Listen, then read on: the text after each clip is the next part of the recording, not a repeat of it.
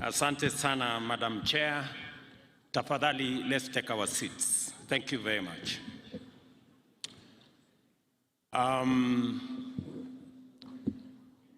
Your Excellencies, Governors, CSS present, Deputy Governors, PSS, Your Excellencies, Ambassadors and High Commissioners, our development partners, Speakers of the National Assembly and the Senate, Speakers of County Assemblies, members of the Senate, members of National Assembly, members of County Assemblies, staff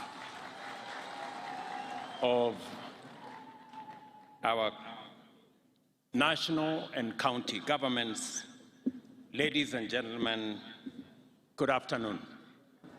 Hamjambo. Let me take this opportunity to welcome all of you to my hometown.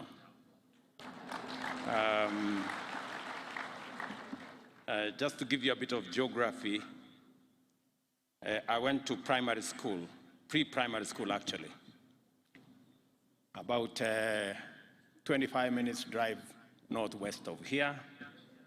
And I went to secondary school maybe 2 minutes drive from here to the school I went to there. And so while I am here, I am a village boy. So welcome, and I'm truly, truly grateful that the first Devolution Conference you have granted my home county and my hometown the honor to host. I am delighted to be with you today as we commemorate the 10th anniversary of the most transformative achievement of the radically progressive constitution that the people of Kenya gave to themselves 13 years ago this month. Our country's constitution-making journey covers many historic milestones of the struggle for a new dispensation for true political, social, and economic freedom, and our collective quest for a nation to complete the journey begun by our forefathers who fought valiantly to resist colonial rule, as well as our brave freedom fighters who sacrificed immensely to win sovereignty for our nation. In this journey, the people of Kenya engaged each other across the country with courage and determination and negotiated relentlessly on the understanding that a new governance paradigm was absolutely necessary and, in fact, inevitable. As we reflect and reminisce about constitution making, one thing becomes absolutely clear. In all the bargainings, horse trading, deal making, and consensus building that went into the various processes which contributed to the development of the drafts that formed the basis of the ultimate document, the citizens of Kenya were emphatic, persistent, and unequivocal about one thing: that decentralization, sharing, and devolution of power and resources was both overdue, and in fact it was non-negotiable. And that was agreed across the country. As the Latin proverb goes, the voice of the people is the voice of God. Based on this unambiguous imperative from the people, leaders exercised very limited authority to debate and negotiate the modalities of instituting effective devolution that would actualize the people's and most cherished aspiration of devolution. In other words, the question was never whether devolution would happen, but only in what form. The drive to devolve stemmed from the bitter experience of extractive colonial institutions, which invested heavily in the White Highlands and brutally neglected elsewhere. This practice found expression in the National Economic Planning and Development Policy promulgated shortly after independence, which formalized inequalities and marginalization and led to the emergence of zero-sum politics and gross inequality in the allocation of public resources that informed our early years of our nationhood. This resulted in underdevelopment and economic stagnation, weakening of nationhood through strained bonds of cohesion and common endeavor, and a torn social fabric. Kenyans knew what the problem was, and as well, they knew what was the cause. This is the reason for the unanimous insistence on decentralization and sharing across the country.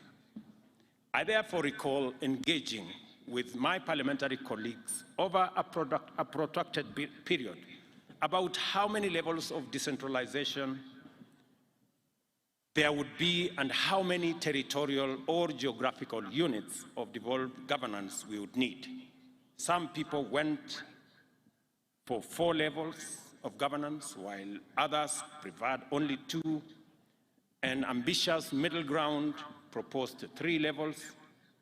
Similarly, reluctant devolutionists campaigned for 8 units to coincide with the administrative provinces, whereas others wanted 14 regions, yet others demanded numbers varying from 24 to 56. I happen to have been part of this history, and I am very privileged that I participated in this conversation. And I'm very happy that today we are celebrating 10 years of devolution. What was no longer subject of controversy or subject of canvassing was the principle and object of devolution. The people had been clear, and on 27 August 2010, Kenyans ratified a constitution which embedded devolution into the very definition of our republic under Article 6 that describes the territory of Kenya, not only in terms of its boundaries, but also according to our counties. In Article 10, the Constitution also highlights sharing and devolution of power, democracy, and participation of the people, as well as equity, social justice, inclusiveness, non-discrimination, and the protection of the marginalized as national values and principles of governance, with preemptory implications for the exercise of constitutional authority by any person at any place at any time. Counties are therefore intrinsic to the Constitution and proper definition of the Republic of Kenya. They exist to serve as platforms of actualization of the sovereignty of the people in several fundamental ways. They make state power more democratic and accountable and promote unity through diversity by arbitrating between competing political impulses towards disintegration on one end and over-centralization on the other. Devolution also restored to the people their powers of self-governance and promoted their participation in the exercise of powers of state and in making of all decisions that affect them. Under devolution, our communities regained the right to manage their own affairs, while the interests and rights of minorities and marginalized could no longer be ignored. Article 174F of the Constitution sets out what the chair of the Council of County Governors, my dear sister there, Anne Mumbi Waiguru, correctly referred to as the role of county governments as the last mile implementers of critical development agenda, including the AU's Agenda 2063, the UN Sustainable Development Goals, Kenya's Vision 2030, and the bottom-up economic transformation agenda. It states that one objective of the devolution of government is to promote social and economic development and the provision of proximate, easily accessible services throughout Kenya, as is that of enhancing checks and balances and separation of power. To remove any doubt as to what Kenyans really wanted to do with devolution, the Constitution sets out one object of devolution to be that of facilitating the decentralization of state organs, their functions and services from the capital of Kenya. By design, devolution was destined to instigate unprecedented transformative change in every part of our political governance and development reality. It recalibrated our democracy, development, and reoriented policymaking by simply redefining what was at stake at all times and handing over power to the people in their greatest number. This change was dramatic, and a change management framework was essential to the smooth transition into the brave new world that we got ourselves into. Despite the efforts of the Transition Authority and the Commission for the Implementation of the Constitution, the inauguration of devolution a decade ago was fairly noisy. And I know it because I have had the privilege of being the chair of IBEC since the first day we rolled out devolution until I changed jobs. Executives of both levels could not agree on mandates, each suspicious that the injury of losing functions would inevitably be followed by the insult of losing funding. Legislatures, too, had their friction. At the same time, county assemblies and executives had many a disagreement over respective authority and limits, while at the national level, the Senate and the National Assembly engaged in a tug-of-war over oversight and budget making mandates, even as both eyed the national executive with restless suspicion. We were suspected by the National Assembly. We were also suspected by the Senate. So we didn't have many friends. The Council of Governors quickly emerged as a forceful champion of quick and total devolution, challenging elements in the national government which were still reluctant to let go of many powerful functions. I remember we had in the law a period of 3 years to transfer functions, but we transferred almost 90% of the functions in the first year. And many people thought we didn't make the right decision. With the benefit of hindsight today, I think we made the right decision to accelerate the devolution of functions because it gave county governments the opportunity to develop the capacities to be able to appropriate those functions and take over their mandates. Those were very hard times because I remember them. But there were also times of fast learning and quick adaptation to relentless change.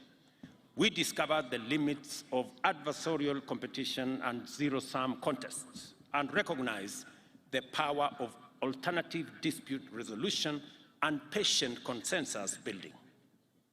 Article 189 began to make sense and to take shape of a very inspired consent,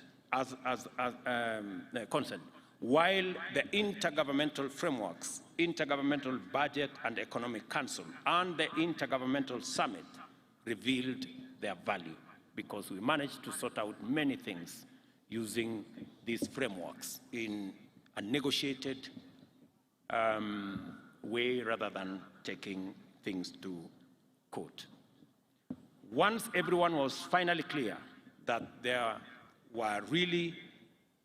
there were no losers, no winners in the transformation, and that devolution and Kenyans had won.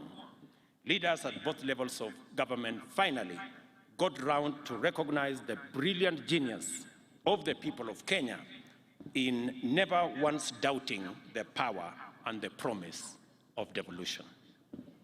Devolution has grown tremendously in a decade. It has matured from a delicate fledgling with limited institutional capacity to administer resources, provide services, and generate own revenues, to fully operational governments touching the lives of people at the grassroots, undertaking ambitious development programs and driving economic growth. And we commend our county governments for the transformation that is visible in the Republic of Kenya. There remains much more to do, and many shortcomings are still evident. But only a serious, inattentive person would say today that devolution has no impact in any part of Kenya. And you have to be really ungrateful. Very often, many of the positive outcomes of devolution are evident to those who have observed our rural areas and formerly remote and neglected regions over time. I am particularly encouraged by what we have achieved in the areas of health, agriculture, education, infrastructure, trade, development in the last 10 years of devolution. It is true that devolution has encountered setbacks owing to poor coordination, administrative rigidities, and inefficiencies, which have suppressed effective performance. At the same time, there remains capacity shortfalls, which also contribute to suboptimal performance and frequently poor to absent implementation of policies, programs, and projects. It cannot be denied that on the whole, the management of the equitable allocation framework can do with a timely and more efficient administration. Delays in disbursing allocation to counties have tremendous negative effects which cascade all the way to the households at grassroots level, leading to poor outcomes in many sectors. There is no excuse for this, and we simply have to do better. As has been said here evidently, and as I made a commitment, there are three fundamental issues that inform this particular assertion. Number one, we made a commitment that we are going to analyze and frame all the remaining functions that are still being discharged by national government and transfer them to the counties. I am very happy that between the national government and the transition, the committee that is responsible for that job and the other stakeholders, we have finally agreed on the functions that should be transferred. An analysis is going on the funding that will accompany the transfer of those functions. And I am told that in the next 60 days, we should be able to transfer all the remaining functions to our counties. Number two, as was said by the Council of Chair, the Council of the Chair of the Council of Governors, being a strong believer in devolution and having made a commitment that we will do what is possible to make sure that we try to the extent possible to keep to the timelines of disbursing money that is due to counties. Two things have happened. Unlike last financial year, where we crossed the year with about 30 billion due to counties, this year, I did make sure that every cent that was meant for counties was paid before we closed the books for last year. And again, we have paid the July allocation on time. I intend, to the extent possible, to keep to this schedule so that counties can manage their issues, deliver on their mandate, serve the people at the grassroots, roll out their programs, implement their projects in a timely manner and in a way that benefits people at the grassroots. It is for this reason that I have managed to do that with my administration. We also gave a commitment to support the bottom-up economic transformation agenda by promoting stronger performance at grassroots through collaboration with county governments and enhancing the equitable allocation of the county governments from 370 billion in the 2022-2023 financial year to 385.4 billion in 2023-2024 financial year. The Equalization Fund was also allocated 8.3 billion, an increase of 1.2 billion in the same period. We made a firm commitment to the people of Kenya to strengthen devolution by implementing specific interventions. First, we undertook to transfer all the functions, as I have said. Second, we pledged to implement a framework that ensures national agencies carry out devolved or shared mandates, operate a funding followed functions principle with respect to devolved functions, which I have said we will roll out in the next 2 months. Additionally, we promise to support county governments in improving their capacity to generate their own income and reduce over-reliance of transfers from the national government. I will speak to that later. Further, we vowed to ensure that shareable revenue is transferred to counties in a timely and predictable manner and in accordance with the law. Finally, we undertook to transfer funds owed to beneficiary counties under the Mining 2016 and the Petroleum 2019 Acts, and to collaborate with counties to increase the capacity of such counties to benefit from extractive resources. Money that I have instructed to be disbursed this year. We recognize that the bottom-up economic transformation agenda will achieve its highest potential and lift up the highest number of people if we focus thoroughly on collaboration with county governments in order to empower them as the stewards of development at the grassroots or at the bottom, as it were. I recognize the merit in demands for increased allocation of shareable revenue to counties. I also realize that even if devolution is, by law, a two-tier affair, it should, in practice, reach the lowest and smallest possible unit of political organization. Under the principle of subsidiarity, the ward must in time become a central driver of bottom-up economic transformation. I am also in support of taking devolution to its fullest extent. I thank the Council of Governors for the well-organized format of this conference, and I know the chair has mentioned 2 other things apart from what I have mentioned: the issue of making county assemblies truly independent and financially so. I think that is an aspiration, and that is a concept that I share, and we will work with the necessary stakeholders and institutions to make sure that the Senate provides the framework for the independence of our county assemblies so that they can have their independent votes. I know a matter has been also raised about salaries and allowances. That is a very difficult one, I must admit, because the balance is between increasing the salaries of those of us who have jobs or creating opportunities for the 4 or 5 million who do not have a job. That is the conversation we must have. So it is quite a balance, you agree.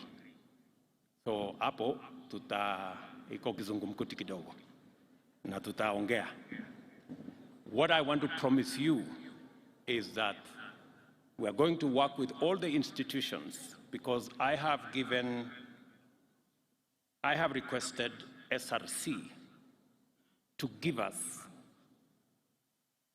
a proper advisory on the matters of salaries and wages. It is a subject that, as a country, we must confront.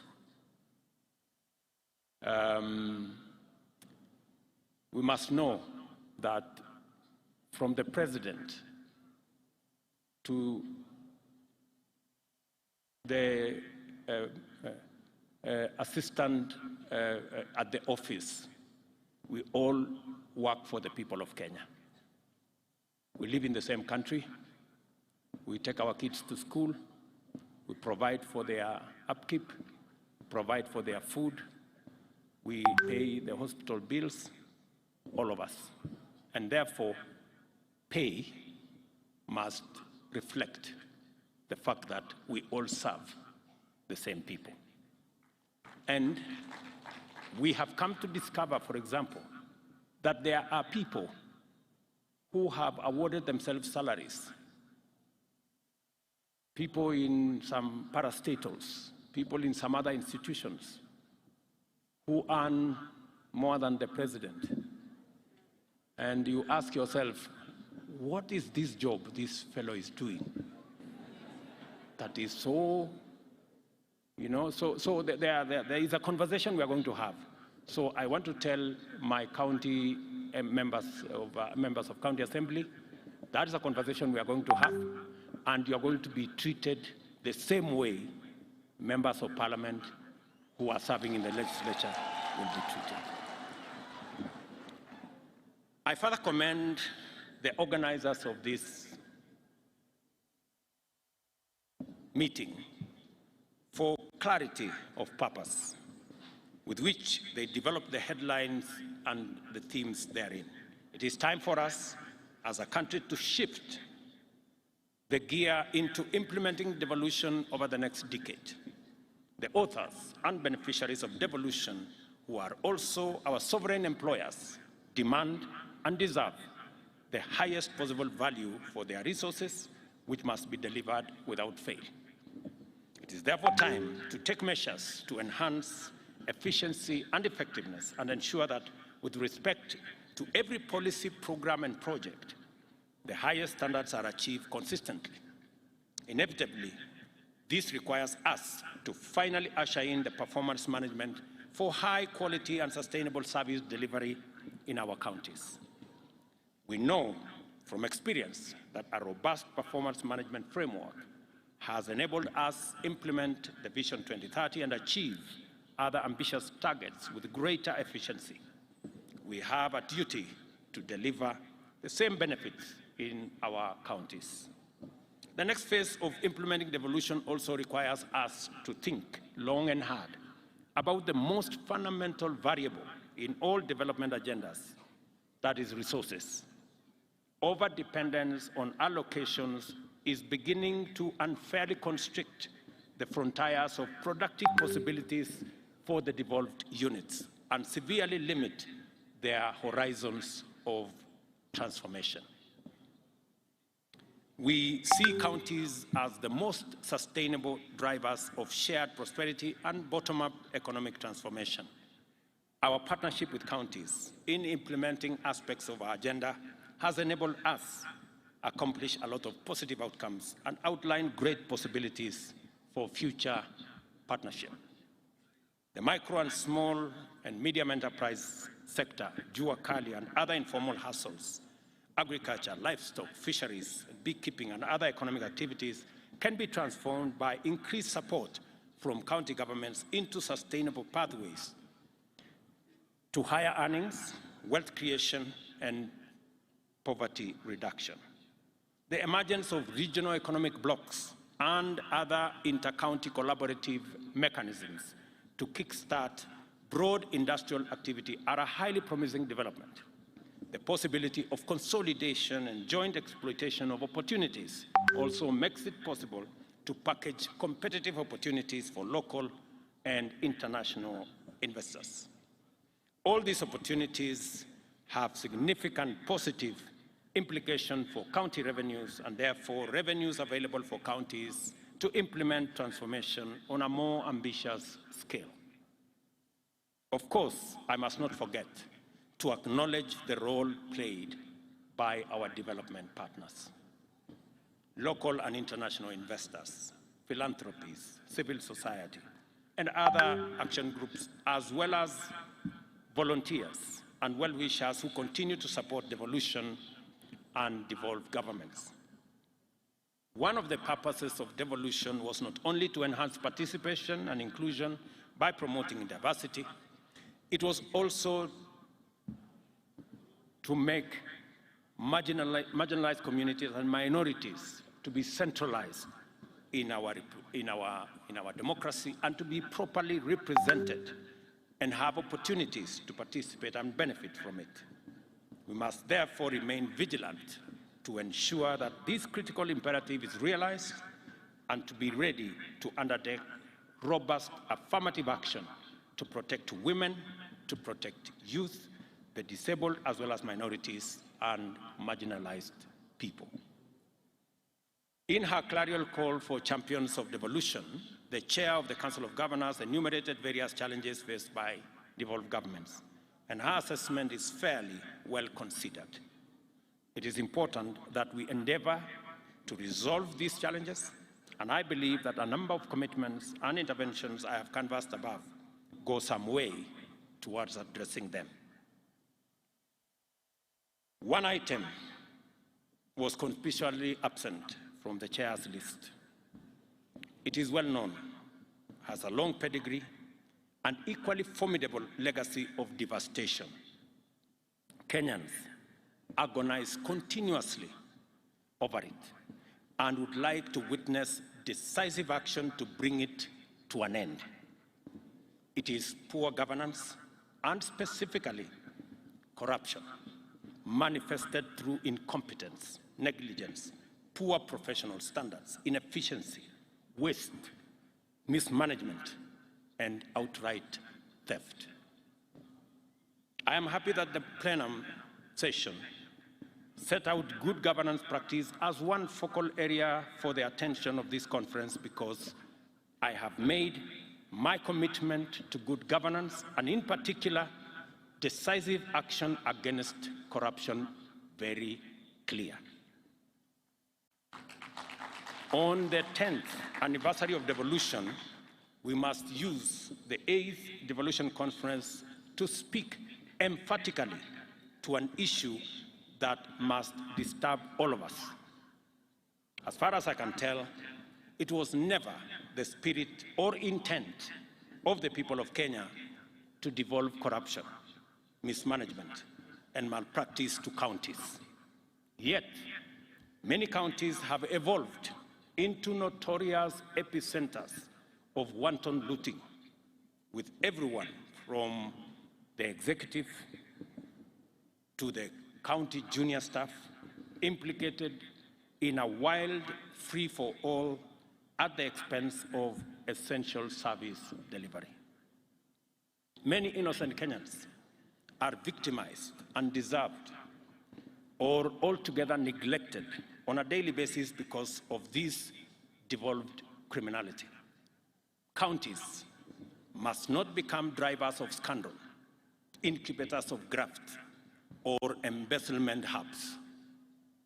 The people of Kenya deserve better, and they must be rid of this reckless betrayal. We must liberate the devolution from corruption. I speak about this with passion because it is a conversation I have equally had with my cabinet and my PSs and members of parastatals. It is a conversation we have had. It cannot be business as usual, friends. And this fight, we have to lead it from the front. It causes mayhem and chaos in the delivery of public service. And Kenyans across the board, from the entire political divide, want us to stand on the same side against corruption. I know they do. For this reason, we shall treat corruption at all levels of government as a high priority law enforcement issue requiring expeditious and decisive response. Regardless of position, office, or status, any person implicated in the loss of public funds, whether in the national or devolved government, must encounter the punitive consequences of their action in full. I expect the agencies concerned to move with speed and attend to the many cases of corruption that are festering in many counties, including Uasin Gishu County. I wish to submit to this conference that we have a proven hack, a smart solution to kill the two birds of poor governance and efficient delivery of service with one stone. That hack is digitization and automation.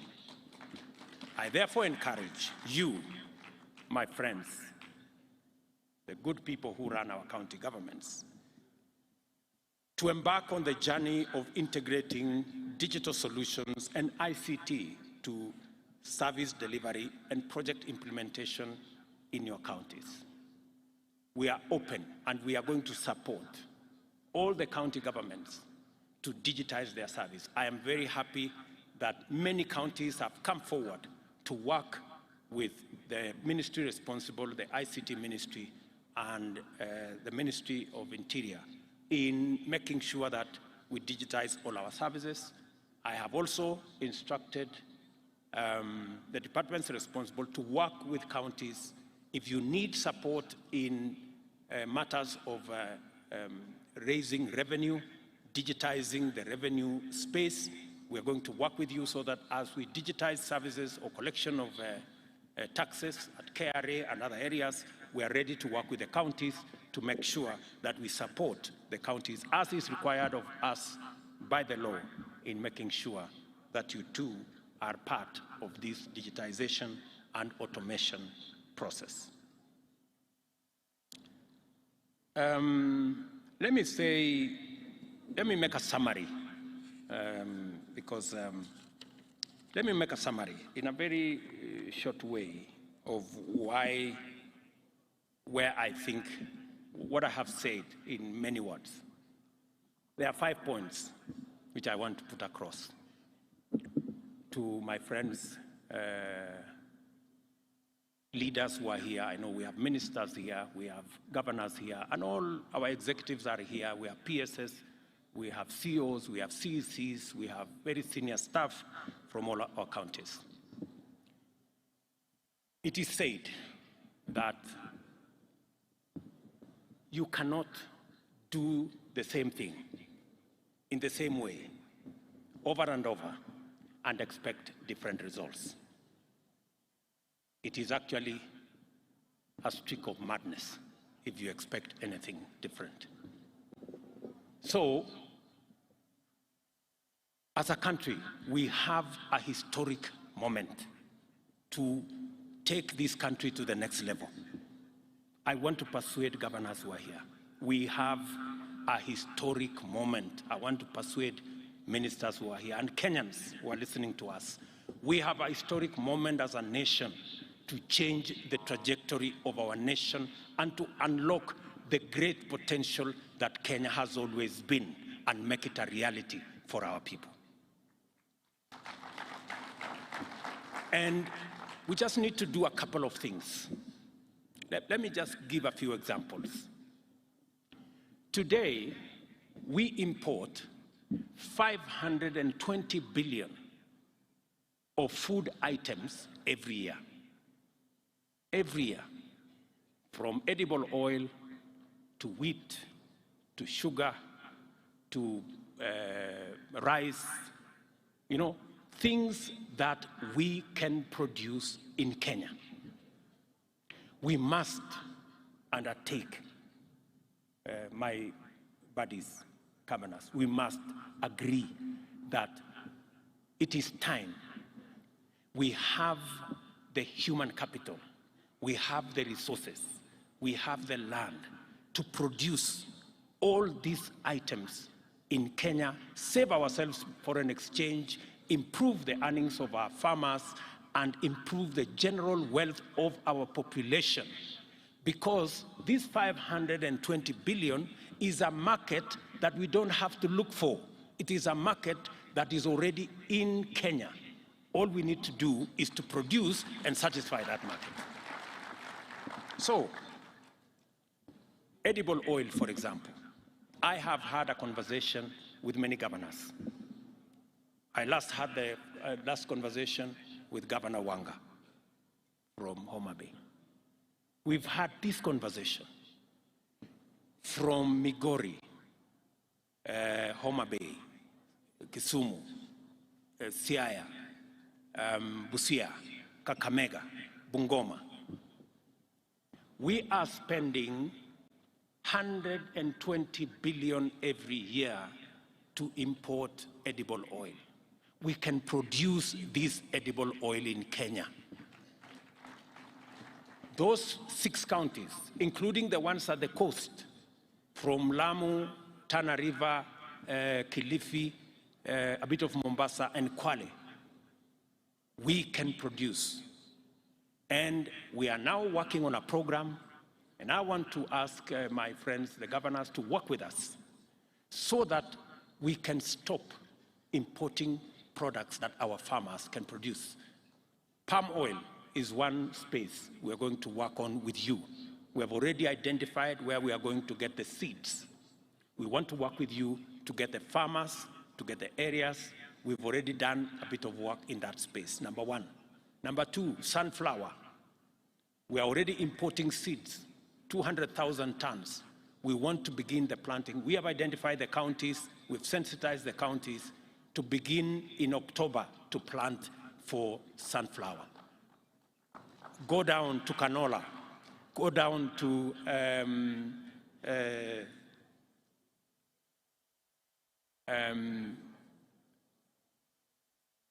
sesame in Busia. Go down to, what is that other? Groundnuts and the rest of them. We have all that space to produce edible oil in Kenya. I want to encourage the counties who are here to work with us collaboratively. We are going to unlock a huge potential. Rice is one such. We have 120,000 acres in Tana River. We have an extra 20,000 acres in Kirinyaga. We have almost 20,000 acres in Busia. We have another 20,000 acres in Ahero. We have almost 30,000 acres in Kucha. I think that must be in Migori. With 200,000 acres, we can produce 800,000 tons of all the rice that we today pay 70 billion shillings every year to import.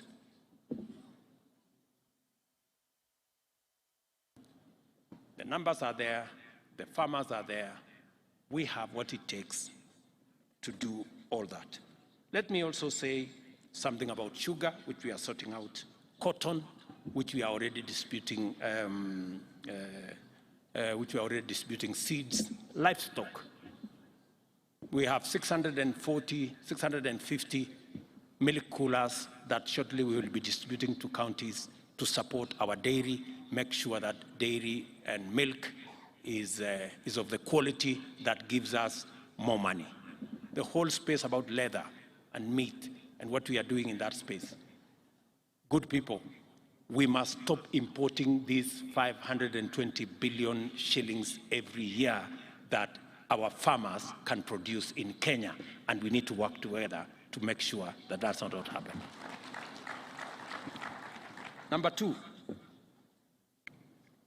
we need to agree on being deliberate and intentional about creating opportunities for our young people to find jobs and work. You heard my elder sister Meg, what she said here. By the way, many people may have been wondering whether she was talking about Kenya or another country. For your information, she was talking about Kenya. Yeah? And we have managed, you've seen the list of investments that have been done in the last 12 months. And it is because we made a conscious decision to change some of our policies. When I made a commitment, when I went to the American Chamber, when I made a commitment that we are going to change our laws, we are going to change our policies to make sure that Kenya becomes investment friendly. Many people did not realize where we were going. Today, of all the 9 or 10 issues Meg put here, we have implemented 80, maybe 85%.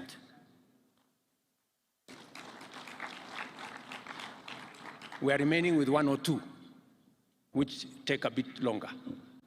And with that, we have seen an investment of close to beyond 200 billion in just the last 12 months in our country to create opportunities for jobs, to drive away poverty. We must be intentional, my governors. We must be intentional about creating opportunities for young people in Kenya, for Kenyans to have access to work. That is why we are rolling out housing. And I am very happy we have a partnership with counties on matters of housing, because our intention is to create 1 million jobs from our housing plan. Number two,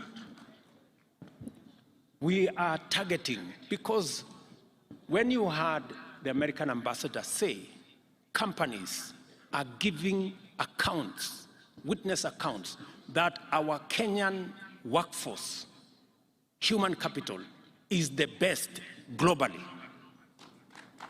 We must be deliberate about how do we harness this world-class human capital to drive our economy and to drive our progress. How do we do it?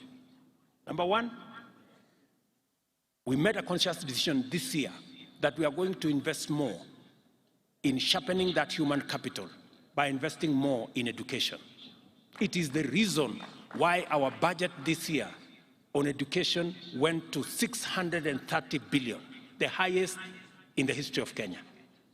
Because that human capital cannot become what it is unless it is sharpened using training, education, knowledge acquisition. It is the reason why we have hired 56,000 teachers. It is the reason why we have changed our funding model so that we make sure that it delivers much more accurately on the aspirations that we are looking for, on the skills that we are looking for. But we must be intentional about, as we invest in education and training of our human capital, we must be intentional on when they leave school and college and university, we must also be intentional on job creation. And for the first time, that is what we have done. We have been intentional. That is why we have the housing fund, so that we can generate 1 million jobs using our housing plan, number one. Number two, that is why we are intentional about digital jobs. You heard the earlier presentations here. We intend to create another 1 million jobs in the digital space. That is why we are going to be investing in at least an ICT hub in every ward. I want MCAs to listen to me. You must demand where is the ICT hub for your ward. We are working with the members of parliament, we are working with the ministry, so that we can have 500, 1,000 young people around our ICT hubs for digital jobs. We have huge opportunities for digital jobs. Number 3, and before I go to number 3, I have also asked our friends, the county governors, that we also want to tap into the vocational training centers under the county governments. We want the vocational training centers to be also hubs of ICT. We would want to invest in at least an ICT hub in every vocational training center, so that again, we can train more, we can use technology, so that this world-class human capital we have can work for the globe. Number 3, we are working on making sure that this world-class labor we can export. And I want to thank many countries that have given us opportunity to export our labor. I have given very clear directions to my dear sister Florence. She knows what she must do for us to at least get 1 million exports of labor from Kenya, 1 million jobs. In our manifesto, we made a commitment that we want to increase our remittance from diaspora from $4 billion to $10 billion. That is 1 trillion shillings. That is going to be an opportunity for us to create jobs. And finally, on matters job creation,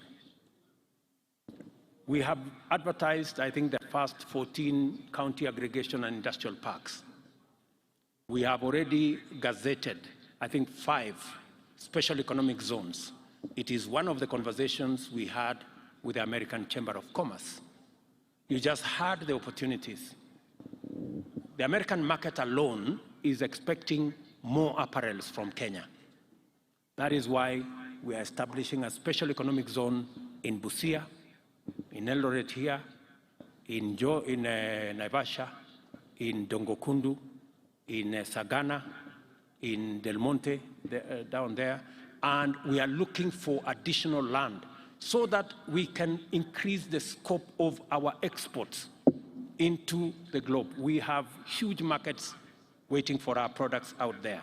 Those are areas of job creation. You just heard that with the little intervention we made, there is a new investment in Athi River that will create 20,000 jobs.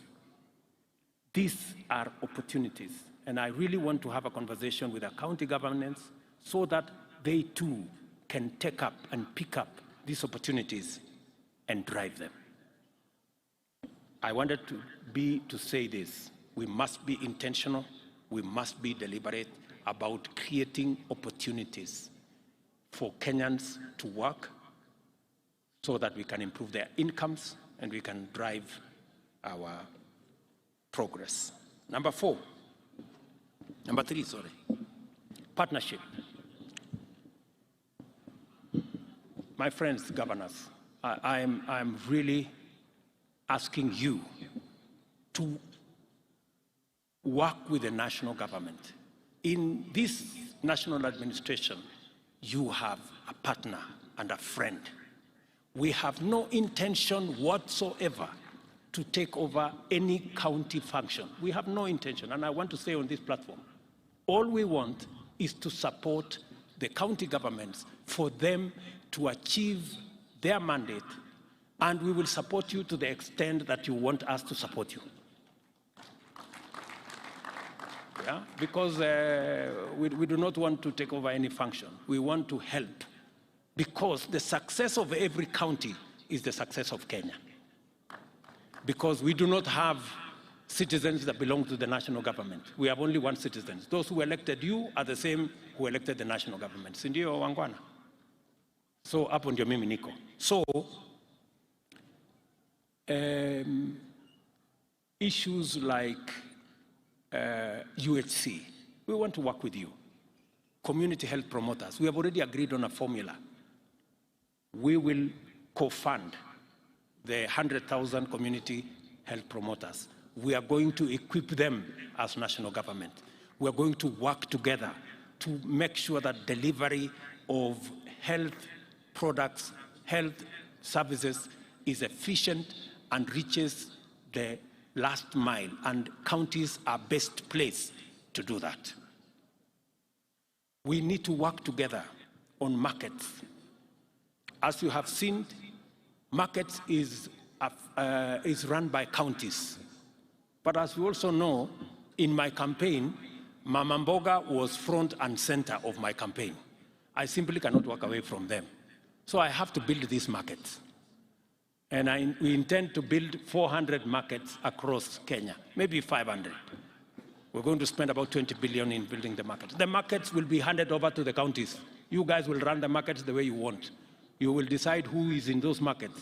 You will discuss with us. And I'm looking for a partnership with you so that if you want to improve on the design, I am ready. If you want to improve some of the funding, I am ready. If you want us to change from here to there, sawa. Lakini soko tujenge, because I saw in the presentation here, the women are saying walikuwa wanalimwa na jua. So nitawasaidia kupanga kuweka shade everywhere na kupanga hiyo kuweka mahali iko stima, mahali iko nini. Let's work together. Let's also work together on matters to do with county aggregation and industrial parks. I must congratulate counties. We have a fantastic working relationship on county aggregation and industrial parks. They will be managed by counties. We will co-fund, and they will run with it in terms of agro-processing, value addition, manufacturing around that space. We need to work together on distribution of fertilizer. I must commend many counties who have worked with us in providing the last mile delivery. As you are aware, we believe that counties have the capacity, working with the national government, to be able to deliver to the last mile. Let us work together on matters mitigating climate change. I'm very happy that today you overshot your target of planting 2 million trees. I am told by the chair you planted 7 million trees. Tuwapige makofi counties jameni. They've done a wonderful job. That's the space. Work together on manufacturing. Work together on mobilization of revenue. You know, even as the national government works hard to keep up to the schedule on paying on time for the shareable revenue, I want to encourage counties to also look at ways of own source of revenue. We are going to assist you so that you can meet your targets and we can do more around own source of revenue. All I am saying is partnership. Let us work together. Finally, we also need to work together in mobilizing resources. As you are aware, we have made the conscious decision that we are not going to run our development, the affairs of our country, by borrowing debt left, right, and center. We are going to raise local resources. We need to work together to build local resources, to raise local revenue. We're going to work hard as national government. We are professionalizing KRA to raise more money. We are digitizing so that we can eliminate areas of pilferage. We are increasing, as I made a commitment to this country, that we are going to be a country that is focused on saving. For a very long time, we ignored the saving component. That is why, as a percentage of GDP, we are among the lowest globally. We are at less than 10%. Other countries are all the way to 50%. So we're going to do more with our NSSF. We are going to do more with savings so that we can save and be able to fund our own development using our savings. I want to encourage counties to work with us in that space. Let me finally, after saying that on source of revenue and doing everything that we are going to do, the fifth thing I want us to talk about, finally, to agree on, is on the subject I already mentioned of corruption. Good people, it is not going to be business as usual. I want to say this with clarity. It is not going to be business as usual. It cannot be the case that we lose revenue, that we cannot deliver public service because a few people decided to go away with public money. It's not going to happen. It's not going to be business as usual. We will do whatever it takes. Whoever it is, whatever office you occupy, whatever friends you have, it will not be business as usual. I want to say that with clarity because I know in here we have very senior officials of both county and national government, so that when whatever happens, happens, let nobody say, I wasn't given notice. Everybody has notice. Those are the 5 things I wanted us to agree on. Let me finally say that on the subject of debt, I have made myself very clear. We are going to do more saving. We are going to raise local revenue. We are going to raise own source of revenue in counties, and we are going to stop corruption so that we have the money to run our show. I said also that we are not going to be importing things left, right, or center. That's why in this year's budget, cement, steel, furniture, fish, we are going to build local capacities for those. We are not going to be importing.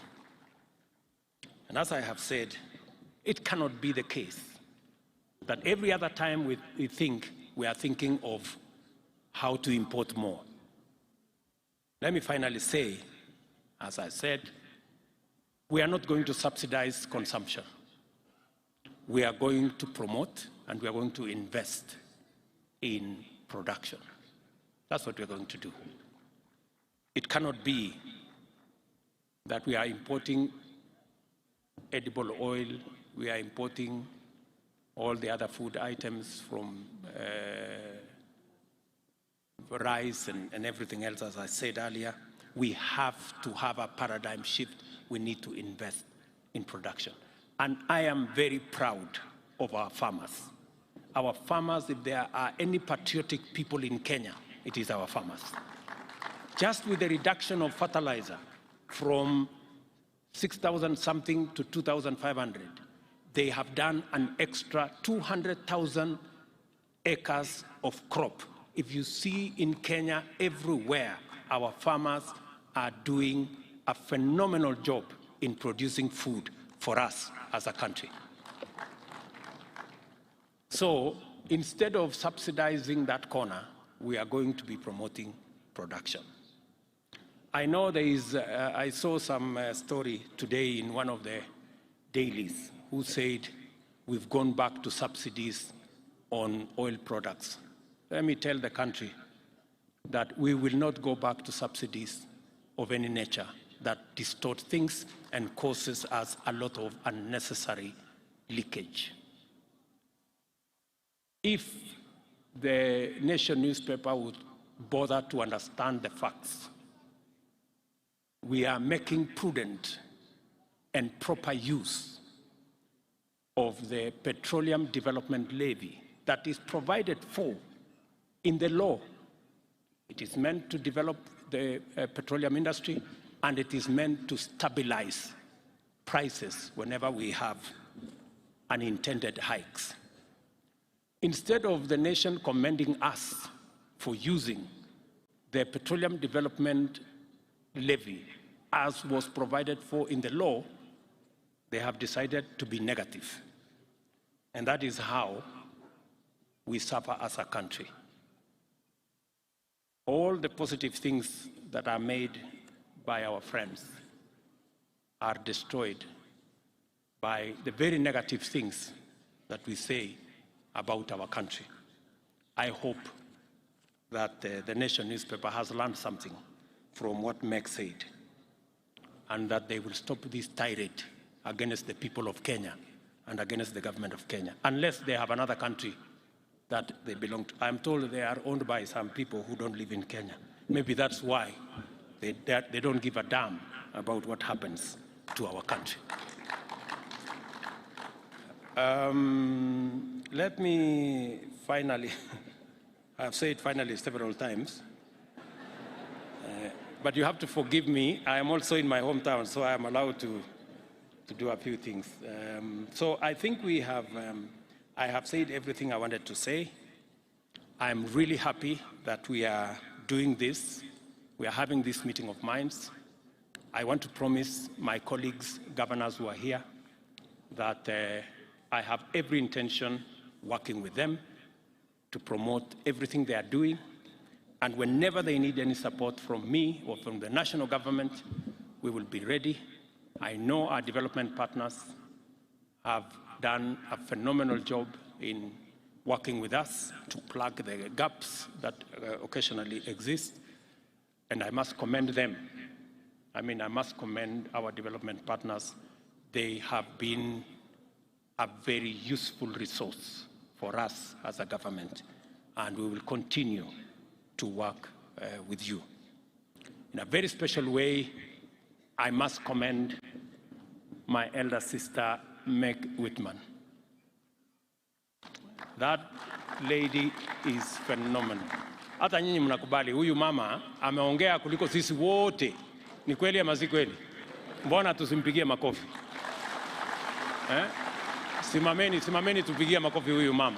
We must. Tumpigie makofi huyu mama and all our development. Thank you very much, Meg. You spoke like the 50 million Kenyans, one person. So thank you very much, and thank you. I'm not saying this to say anything else about the other people. Thank you very much. All our development partners, you have done a phenomenal job. We appreciate, and I speak so from my heart. On behalf of the people of Kenya, we appreciate your partnership, we appreciate your support, we appreciate your goodwill, and you can count on ours. Tafadhali tuketi chini. So asanteni sana ndugu zangu, mimi nawapenda sana. I truly love you guys. Na nawatakia baraka ya Mungu. Hiyo maneno ingine, najua MCS wamesema wanataka kubook appointment ya kuongea na mimi. Mimi niko tayari. Nishamwambia watu yenu ya kwamba unajua kuna maneno ingine tunaongea nyuma ya hema. So hiyo maneno ingine tutaongea juu ya hema. So na mambo ile ingine we will engage. Asanteni sana. God bless you and enjoy your stay. It is now my duty to declare the 10 years of devolution officially launched, and I wish you wonderful deliberations, and I look forward to receiving a report of the great job that you will do in the next 3 days. Asanteni sana. Thank you very much.